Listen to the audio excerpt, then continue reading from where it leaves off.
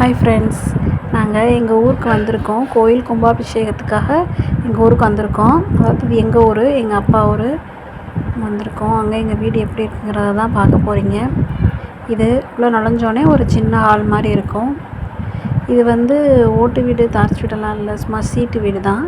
சீட்டு மேலே சீட்டு போட்டு கட்டியிருக்கோம், ரொம்ப சிம்பிளாக.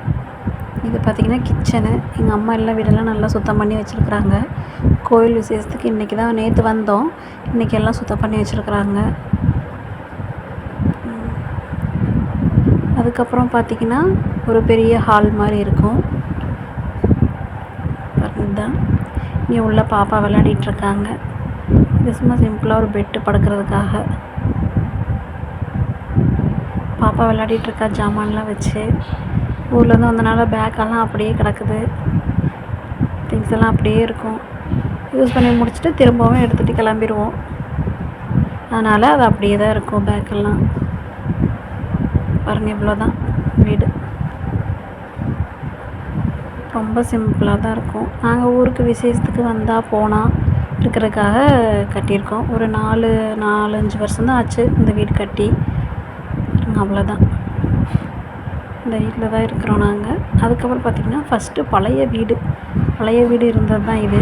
இந்த வீட்டில் தான் எங்கள் அப்பா பிறந்து வளர்ந்த வீடு, இந்த வீடு தான். வாங்க இது எப்படி இருக்குன்னு காட்டுறேன். உள்ளே வந்து சாணி போட்டு தான் மொழிகிருப்பாங்க அப்போல்லாம். சாணி, மண் இதெல்லாம் சேர்த்த மாதிரி போட்டு வலித்து வைப்பாங்க. எங்கள் அப்பத்தா தான் அதை பார்த்துக்குறாங்க, மெயின்டைன் பண்ணுறாங்க. விசேஷத்துக்காக எங்கள் அப்பத்தா போட்டு வலித்து வச்சுருக்கு.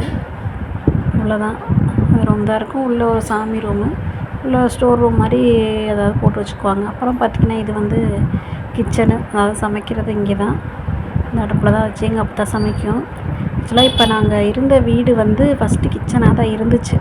அதுக்கப்புறம் தான் அதை இடித்து நாங்கள் வீடு கட்டியிருக்கோம். அப்புறம் பார்த்திங்கன்னா சாயந்தரம் எங்கள் ஐயா மாடை ஓட்டிகிட்டு வந்துட்டார். மாடு மேய்ச்சாச்சு, மேய்ச்சிட்டு கூட்டிகிட்டு வந்துட்டார். கட்டி போட்டுட்ருக்காங்க மாட்டை எங்கள் ஐயா. அந்த மாடு கொஞ்சம் ரொம்ப முட்டுற மாதிரியே வருங்க, கிட்ட போகவே முடியாது. பார்க்க தான் சிம்பிளாக தெரியும் மாடு சின்னதாக, ஆனால் லைட்டாக கிட்ட போனாவே முட்டை வந்துகிட்டே இருக்கும். அது பசு மாடு, 2 மாடு இருக்குது. கொஞ்சம் பசியில் இருக்குது மாடு. மேய்ச்சிட்டு வந்தோடனே தண்ணி கொடுக்கணும். அப்போ தான் தண்ணி எடுக்க போயிடுச்சு. அப்புறம் பார்த்திங்கன்னா அந்த பின்னாடி இருக்கிறது வந்து பாத்ரூமு. ஒன்று டாய்லெட்டு, ஒன்று குளிக்கிறதுக்கு அந்த பாத்ரூம். அது இந்த இதுக்குள்ளே தான், இந்த கூடாரத்துக்குள்ளே தான் மாடெல்லாம் கட்டி வச்சுக்குவாங்க. மழை பெய்கிற சமயத்துலலாம் அதுக்குள்ளே நிற்க வச்சுக்குவாங்க. இந்த மாட்டுக்கு தண்ணி கொண்டு வந்து வச்சுட்டாங்க. மாடு தண்ணி குடிச்சிட்டு ரிலாக்ஸாக இருக்குது.